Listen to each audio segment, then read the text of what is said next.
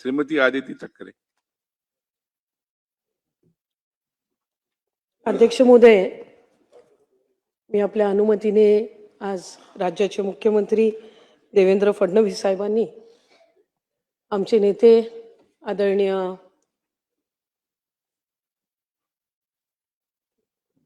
अजितदादांचा आणि त्याचबरोबर इतर सर्व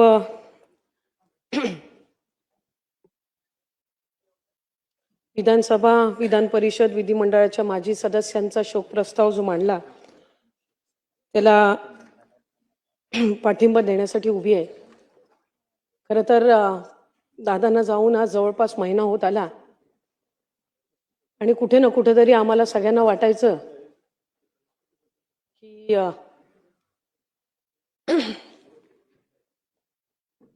ते आमच्यामध्ये असतील, पण तो भ्रम आज या सभागृहाचं कामकाज सुरू झाल्यानंतर तुटला. कारण या सभागृहावर त्यांचं प्रचंड प्रेम. आज या सभागृहामध्ये ज्या वेळेला त्या खुर्चीवर त्यांना बघितलं नाही त्यावेळेला ही वस्तुस्थिती मान्य करून आपल्याला आपल्या या नेत्याच्या शिवाय आयुष्य जगावं लागेल हे दुर्दैवाने आज बोलावं लागतंय. अनेकांनी माझ्या आधी दादांबद्दल भावना व्यक्त केल्या. 35-40 वर्ष त्यांनी सगळ्यांनी दादांसोबत काम केलं. मी 12 वर्षाची होती ज्यावेळेला मी दादांना पहिल्यांदा भेटली.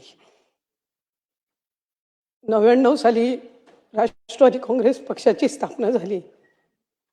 माझे वडील त्यावेळेला तटकरे साहेब आमदार होते. मनोऱ्याच्या ज्याला आपण नवीन आमदार निवास म्हणून बोलायचो तिथल्या 13व्या मजल्यावर त्यांची खोली. श्रद्धेय पवार साहेबांनी राष्ट्रवादी काँग्रेस पक्षाची स्थापना करायची ज्या वेळेला ठरवलं त्यावेळेला अनेक इथं असणारे असतील, आज या सभागृहात नसणारे सुद्धा अनेक नेते हे आदरणीय पवार साहेबांसोबत राष्ट्रवादी काँग्रेस पक्षामध्ये जाण्याचा निर्णय घेतला. त्यात भुजबळ साहेब असतील, आदरणीय मुश्रीफ साहेब असतील, आदरणीय दिलीप वळसे पाटील साहेब असतील, आदरणीय जयंत पाटील साहेब असतील, अशा अनेक मंडळींनी त्यावेळेला सहभागी झाले. त्याच्यामध्ये आदरणीय माझे वडील तटकरे साहेब सुद्धा.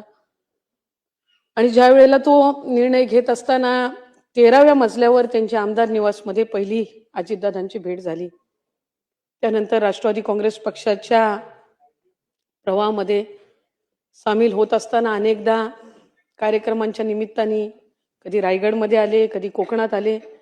ह्या कार्यक्रमाच्या निमित्ताने आदरणीय पवार साहेबांचा, आदरणीय दादांचा जवळून सहवास त्यांना पाहण्याची संधी मला मिळाली आणि लहानपणापासूनच त्यांचा प्रभाव हा राहत आला. त्यावेळेला खरं तर दादांच्या जवळ जाण्यासाठी, बोलण्यासाठी भीती वाटायची, कारण एक धाक, एक दरारा त्यांचा. 2012 साली ज्या वेळेला राष्ट्रवादी युवती काँग्रेस संघटनेची स्थापना आदरणीय दादांच्या आणि सुप्रियाताईंच्या मार्गदर्शनाखाली झाली, ज्याचा उल्लेख अनेकांनी माझ्या आधी या ठिकाणी केला की वेळेचं किती महत्त्व त्यांच्या आयुष्यामध्ये होतं. त्यांचा जनता दरबार सकाळी 6:45 वाजता सुरू व्हायचा. सकाळी 6:30 वाजता ते पक्षाच्या कार्यालयामध्ये यायचे. मला राष्ट्रवादी युवती काँग्रेस पक्षाचं संघटनेचं पद ज्या वेळेला मिळालं त्या पदाचं नियुक्तीपत्र हे अध्यक्ष महोदय सकाळी 7:10 त्यांच्या हस्ते मी स्वीकारला. त्या दिवसापासून त्यांच्यासोबत काम करण्याची संधी मिळाली. 2019 मध्ये या सभागृहामध्ये आली. मी 2019 मध्ये ज्या वेळेला या सभागृहात आली त्यावेळेला वडिलांनी खासदारकीची निवडणूक लढवली होती, त्यामुळे ते खासदार झाले होते. या सभागृहात कामकाज कसं करावं हे मी दादांकडून शिकले. बजेट, पुरवणी मागण्या याच्यावर आपण कसं बोलावं, बाप क्रमांक, पान क्रमांकाचा उल्लेख आधी करायचा, ह्या सगळ्या बारीक सारीक गोष्टी ह्या त्यांनी आम्हाला शिकवल्या. त्यावेळेला आम्ही सगळे तरुण आमदार पहिल्यांदा निवडून आलो होतो. नागपूरचं अधिवेशन होतं.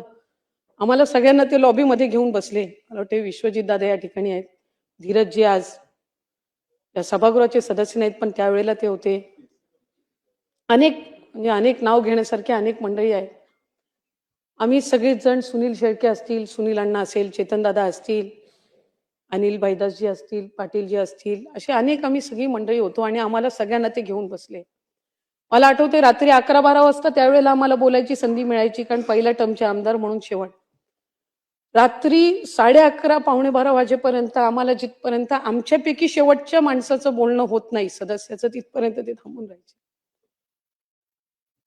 जाता येतं विचारायचे त्यांना, दादा तुम्ही अजून गेली नाही? नाही, माझी मुलं अजून बोलतायत.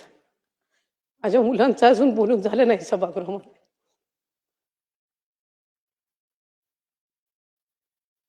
दर मंगळवारी आम्हाला भेटायचे.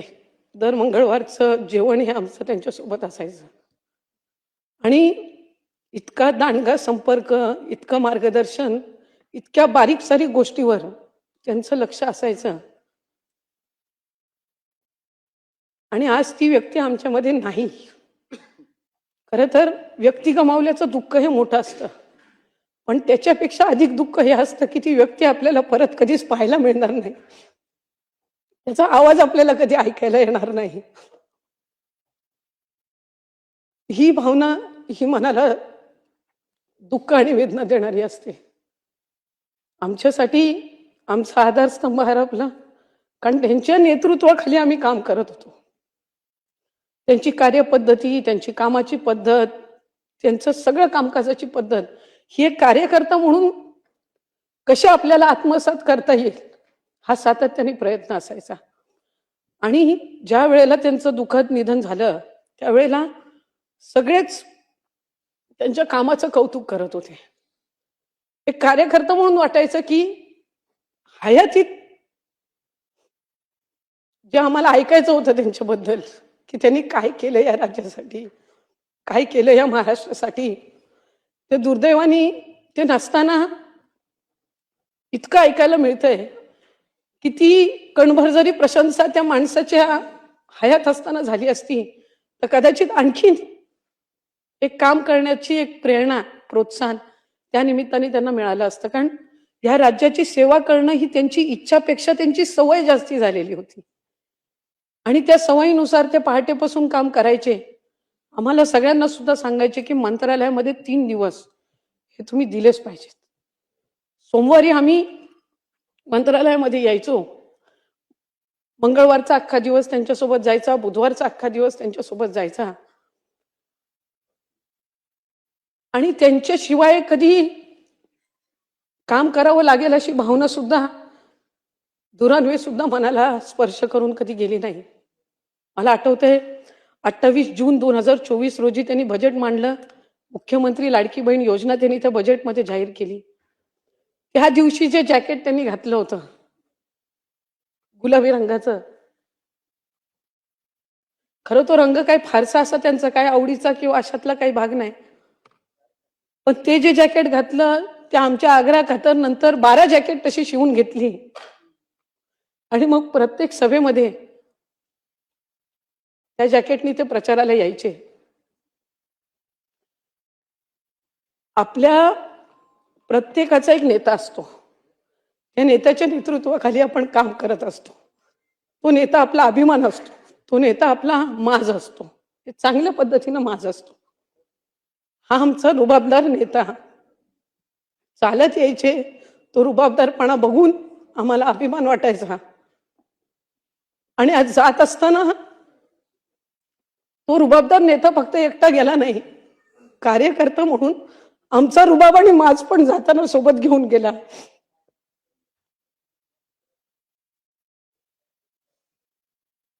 आज सुनेत्रा काकींच्या रूपाने आम्ही त्यांना पाहण्याचा प्रयत्न करतो.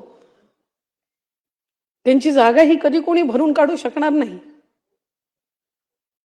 कारण जराशे जरी रागवले ओरडले तरी माहिती असायचं की हे वडील जसे आपले ओरडतात, चांगलं काम करण्यासाठी आपल्याला सूचना देतात त्या पद्धतीनं आहे. पण अनेकांनी त्याचा उल्लेख केला की ते थोडं ओरडून बोलले म्हणजे आपलं काम झालं, किंवा आपल्याला आणखीन चांगल्या पद्धतीनं काम करण्याच्या साठीच ते त्या ठिकाणी आपल्याला बोलतात. म्हणून आम्हाला मला वाटत नाही कधी कोणाला त्या गोष्टीबद्दल कधी वाईट वाटलं असेल. उलट आम्हाला आनंदच वाटायचा की बोलले म्हणजे मी जवळची आहे, बोललो म्हणजे मी जवळचा आहे. अशा पद्धतीच्याच भावना ह्या आमच्या सगळ्यांमध्ये असायच्या. त्यांच्यावर इतका आमच्या सगळ्यांचा विश्वास होता की लोकसभेचा पराभव झाला तरी आमच्यातलं कोण सुटलं नाही कधी. ठीक आहे, एका निवडणुकीमध्ये पराभव होत असतो, पण तितक्याच ताकदीने आम्ही सगळेजण पुन्हा उभे राहिलो, कारण त्या नेतृत्वावर, त्या व्यक्तीवर आमचा विश्वास होता. आजही आम्हाला विश्वास आहे की ते जिथे कुठे असतील त्यांचं बारकाईनं आमच्या सगळ्यांवर लक्ष आहे. त्यांची आमच्याकडनं हीच अपेक्षा असणार आहे की आपण सगळ्यांनी आपापल्या मतदारसंघामध्ये काम करावं. या सभागृहामध्ये अनेकदा त्यांनी उल्लेख केला की आपण इथं एकटे उभे नसतो, आपण 3.5, 4 लाख, 5 लाख लोकांचं प्रतिनिधित्व इथं करत असतो. आणि ते प्रतिनिधित्व करत असताना आपण एक लोकप्रतिनिधी म्हणून जबाबदारीने वागलं पाहिजे. त्यामुळे आमच्या सगळ्यांकडनंही त्यांच्या त्याच अपेक्षा असणार, ह्याबद्दल काही दुमत नाही. आणि आमचा तोच प्रयत्न राहील. जी प्रेरणा त्यांनी आम्हाला दिली, ज्या अपेक्षा त्यांनी आमच्याकडून ठेवल्या, त्या आमच्या परीने त्या आम्हाला पूर्ण करता याव्यात. विभाग म्हणून ज्या वेळेला आम्ही एक निर्णय घेतला, आईचं नाव मुलाच्या नावासोबत लावायचा, मंत्रिमंडळाच्या बैठकीमध्ये तो निर्णय झाला. पहिली पाटी दादांच्या कार्यालयाची बदलली. मी, अजित, आशाताई, अनंतराव पवार अशी पाटी तिथं लागली. उपमुख्यमंत्री म्हणून त्यांनी जी शपथ घेतली त्याच्यामध्ये अजित, आशाताई, अनंतराव पवार म्हणून मी गांभीर्यपूर्वक दृढ कथन करतो. ही शपथ आम्हाला परत कधी ऐकायला मिळणार नाही. शेवटची सलामी ज्या वेळेला दिली जात होती, ती सलामी ते मुख्यमंत्री झाल्यावर आम्हाला पाहायला मिळावी, असे एक कार्यकर्ता म्हणून एक दांडगी इच्छा आणि स्वप्न आमच्या सगळ्यांचं होतं. ते अपूर्ण राहिलं याची वेदना ही नेहमीच मनामध्ये राहील.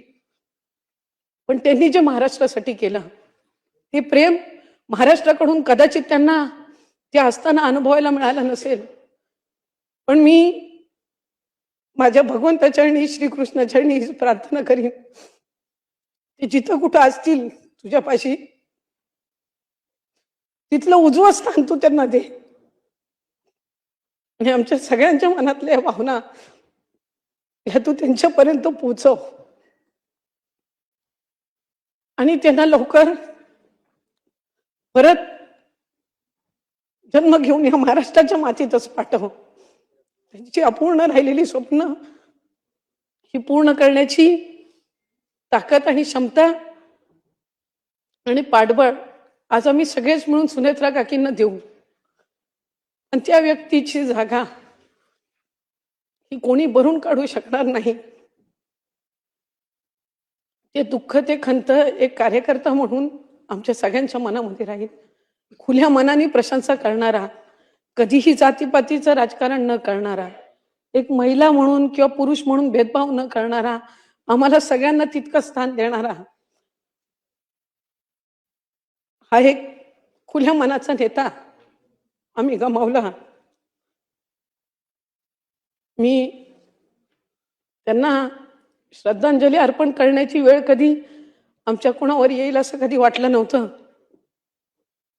पण आज अंतःकरणापासून मी त्यांना आदरांजली अर्पण करते. आणि त्यांच्या सहित ज्या इतर मान्यवरांना सुद्धा आज इथं श्रद्धांजली अर्पण करण्यासाठी आपण सर्वजण आहोत, मी त्यांना सुद्धा श्रद्धांजली अर्पण करते. आणि आपण मला त्यांच्या शोक प्रस्तावावर आज बोलण्याची संधी दिली त्याबद्दल आपले आभार मानते.